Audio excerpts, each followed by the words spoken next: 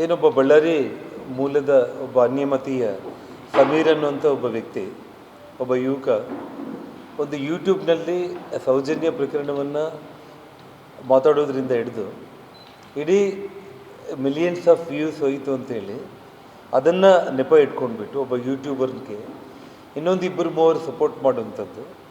ಆನಂತರ ಈ ಫೇಸ್ಬುಕ್ಗಳಲ್ಲಿ ಮತ್ತು ಯೂಟ್ಯೂಬ್ಗಳಲ್ಲಿ ಒಂದು ದೊಡ್ಡ ಮಟ್ಟದಲ್ಲಿ ಧರ್ಮಸ್ಥಳಕ್ಕೆ ಅಪಖ್ಯಾತಿ ತಗೊಂಡು ಬಂದು ಧರ್ಮಸ್ಥಳಕ್ಕೆ ಹೋಗಿ ಬರುವಂಥ ಭಕ್ತರಿಗೆ ಒಂದು ಭಯದ ವಾತಾವರಣ ಸೃಷ್ಟಿ ಮಾಡಬೇಕಂತೇಳಿ ಏನು ಪ್ರಯತ್ನ ಮಾಡಿದರು.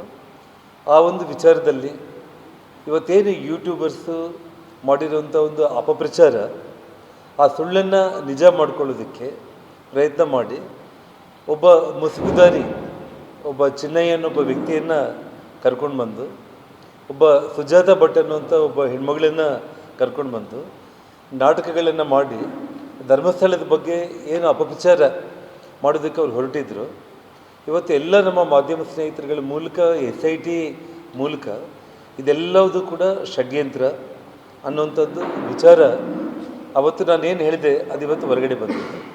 ಈ ಷಡ್ಯಂತ್ರದ ಹಿಂದೆ ನಮ್ಮ ಕರ್ನಾಟಕ ರಾಜ್ಯದಲ್ಲಿ ಒಬ್ಬ IAS ಅಧಿಕಾರಿಯಾಗಿ ಕೆಲಸ ಮಾಡಿರುವಂಥ ಶಶಿಕಾಂತ್ ಸೆಂಥಿಲ್ ಅವರ ಕೈವಾಡ ಇದೆ.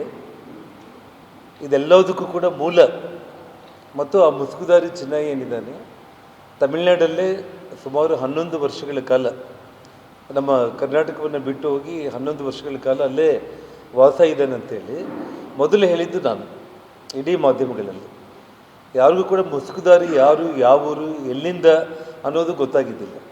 ಆದರೆ ಮುಸುಗುದಾರಿ ಮೂಲ ಅವನು ನಮ್ಮ ಕರ್ನಾಟಕದಿಂದ ಹೋಗಿ 11 ವರ್ಷಗಳಿಂದ ತಮಿಳುನಾಡಲ್ಲಿ ವಾಸ ಇದ್ದಾನೆ ಮತ್ತು ನಮ್ಮ ಕರ್ನಾಟಕದಿಂದ ಒಬ್ಬ IAS ಅಧಿಕಾರಿಯಾಗಿ ಎಡಪಂಥೀಯ ವಿಚಾರಧಾರೆಗಳನ್ನೇ ಇಟ್ಕೊಂಡು ಇದೇ ದಕ್ಷಿಣ ಕನ್ನಡದ ಜಿಲ್ಲಾಧಿಕಾರಿಯಾಗಿ ಇದ್ಕೊಂಡು ಅವರು ರಾಜೀನಾಮೆ ಕೊಡುವಂಥ ಸಂದರ್ಭದಲ್ಲಿ ಕೂಡ ಬಲಪಂಥೀಯ ವಿಚಾರಧಾರೆಗಳು ಮತ್ತು ಹಿಂದೂ ಧರ್ಮದ ಬಗ್ಗೆ ವಿರುದ್ಧವಾಗಿ ಅವರು ಮಾತಾಡೋದ್ರ ಜೊತೆಗೆ, ಸಂಘ ಪರಿವಾರದ ಬಗ್ಗೆ ಮಾತಾಡೋದ್ರ ಜೊತೆಗೆ ರಾಜೀನಾಮೆಯನ್ನು ಕೊಟ್ಟು ತಮಿಳುನಾಡಲ್ಲಿ ಕಾಂಗ್ರೆಸ್ ಪಕ್ಷದಿಂದ ಯಾವ ದೇವರ ಮೇಲೆ ಮತ್ತು ಸನಾತನ ಧರ್ಮದ ಮೇಲೆ ನಂಬಿಕೆ ಇಲ್ಲದೇ ಇರುವಂಥ DMK ಪಕ್ಷದ ಜೊತೆಯಲ್ಲಿ ಅಲಯನ್ಸ್ ಮಾಡಿಕೊಂಡಿರುವಂಥ ಕಾಂಗ್ರೆಸ್ ಪಕ್ಷದಿಂದ ಗೆದ್ದಿರುವಂಥ ಸೆಂಥಿಲ್ ಅಂಥೇಳಿ ನಾನು ಸ್ಪಷ್ಟವಾಗಿ ಮಾಧ್ಯಮಗಳ ಮುಂದೆ ನಾನು ಹೇಳಿದ್ದೆ. ನಾನು